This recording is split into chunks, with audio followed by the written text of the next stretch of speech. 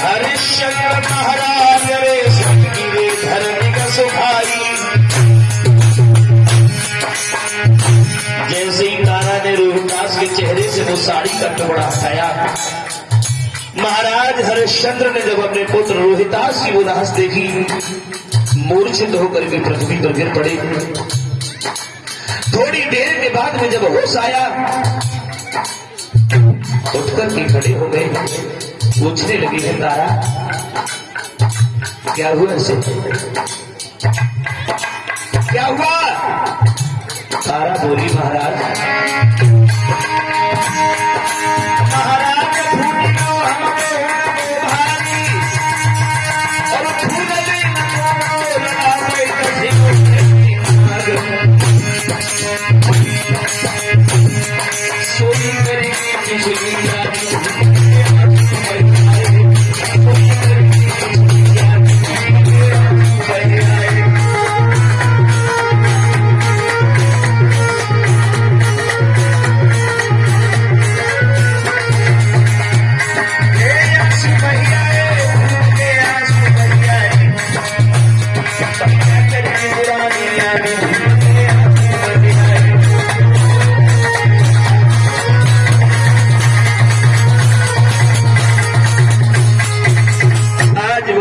हरिश्चंद्र रोहिदास की लाश को विहार करके रोने लगे हैं।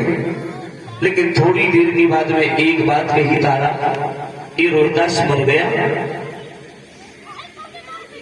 फिर इसे शमशान में लेकर के क्यों आई? तारा कहने लगी महाराज कैसी बातें कर रही, और ये रोई रही तारा तुमर न मेरो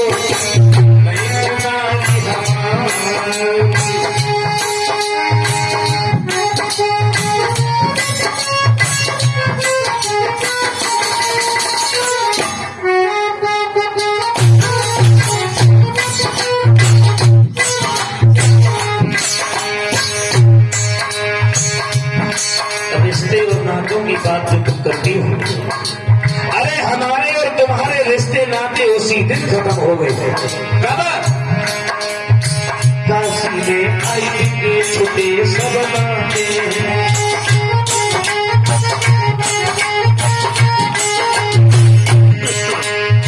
काशी में आई के छुटे सब नाते, करे नौकरी शपथ भरे हम रहेंगे,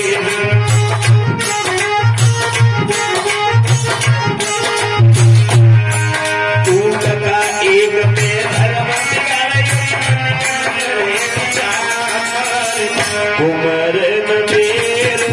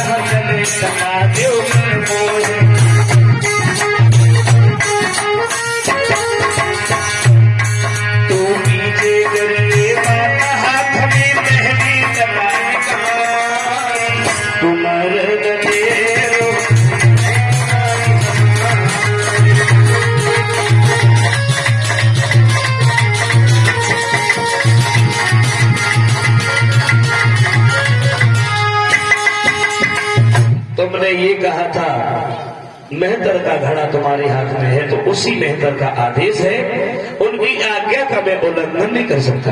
होगा कि हरिश्चंद्र ने और तारा ने रोहिदास को उसी शमशान में जला दिया, और हरिश्चंद्र ने करके टका के बदले में तारा से उस आधी साड़ी को ले लिया। आज तक आपने यही सुना होगा, लेकिन आज मैं आपको जो बताने के लिए जा रहा हूं, जरा हमारे शब्दों पर गौर करें। ये बात सच नहीं है कि हरिश्चंद्र और तारा ने रोहिदास को शमशान में जला दिया, और हरिश्चंद्र ने करके टका के बदले में आधी साड़ी को ले लिया।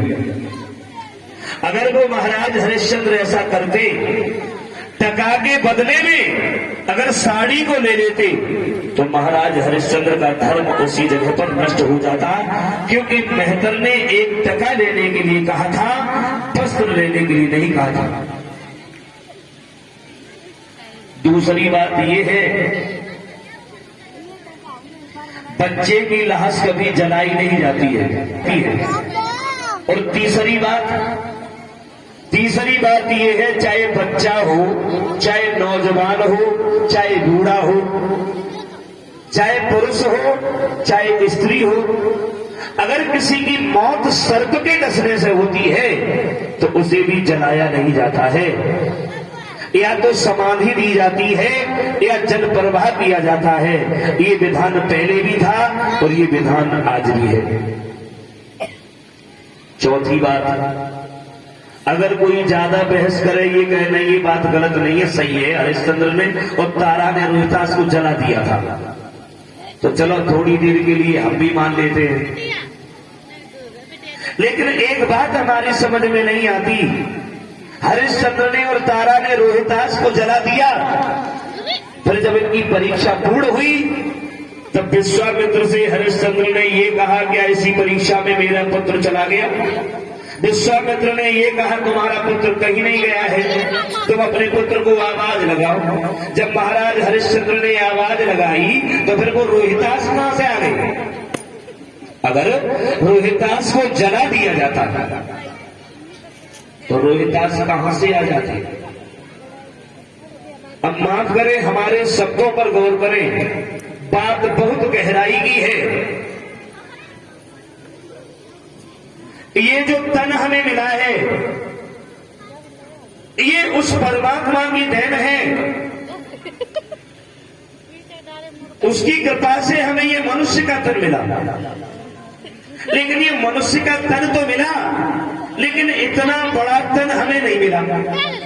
कितना तन मिला हमें? जब रूप इस मानव तन का मिला तो एक छोटे से शिशु के रूप में।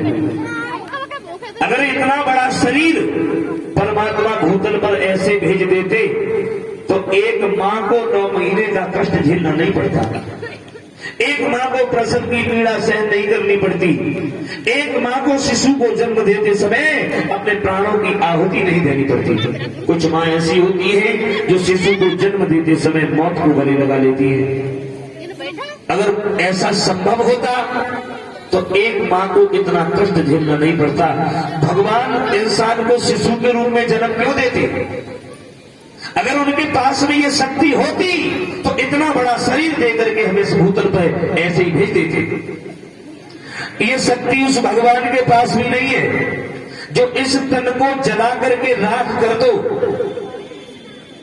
हम किसी दूसरे की नहीं कह रहे, अपनी कह रहे हैं।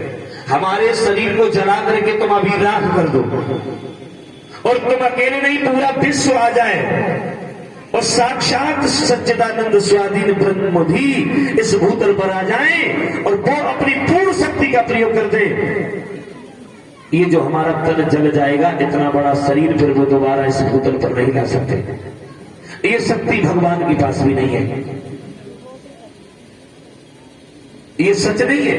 अब सच क्या है, कथा आप सुनते जाएंगे, आगे आपको समझ में आता जाएगा। हरिश्चंद्र ने इनकार कर दिया, तारा के पास टका नहीं था, हरिश्चंद्र ने धर्म नहीं जाने दिया, एक टका के पीछे अपने बच्चे की लाश का अंतिम संस्कार शमशान में नहीं किया। तारा को उपाय बता दिया। तारा उस बच्चे की लाश को कंधे पर डाल करके चली है। रात का समय है, मन में सोचने लगी रात में कहां जाए। सवेरा जब होगा तो अपने पुत्र की लाश का जल प्रवाह कर दूंगी। काशी से बाहर एक मंदिर था, उसी मंदिर में ले जाकर के उस रोहितास की लाश को रख लिया है और उसी बच्चे की लाश के पास मैया तारा रोते रोते बेहोश हो गई है। इसे होश नहीं रहा और जब तारा बेहोश हो गई, सवेरा हो गया, लेकिन वो तारा नहीं जगी। ब्राह्मण विश्वामित्र को चैन नहीं आया। देखिए यहां पर भी कुछ लोगों ने एक बात कही है कि ब्राह्मण विश्वामित्र ने काशी से 4 बच्चों को चुराया, काट करके एक चौराहे पर डाल दिया और तारा के मुंह से जाकर के मंदिर में खून लगा दिया और काशी में ये कह दिया कि मंदिर में डायन आई है। अब इस बात का अनुभव करके देख लीजिए, ब्राह्मण विश्वामित्र को ऐसी क्या पड़ी थी जो किसी दूसरे के बच्चे का वध करते। क्योंकि मैंने भी सुना है, कुछ गायकों ने कैस्टों में भी एक गीत गाया है और कुछ वक्ताओं की कथाओं में भी हमने सुना है। यहां पर एक गीत गाया करते हैं, क्वार कर्म में लिखी सती के मठ में घुसे आई, सुख की आएगी नींद सोएगी विपता की मारी, मुनि ने आए करी चोरी, कुछ बालक ले चुराए उम्र कुछ बच्चन की थोरी, काट चौराए दे डारी और गैया सी टकराए कुमर की रोरी महतारी। विश्वामित्र को ऐसी क्या पड़ी थी जो किसी के निर्दोष बच्चे का वध करते। अरे प्रत्यक्ष के लिए तो तारा के पास रोहितास बैठे हुए थे।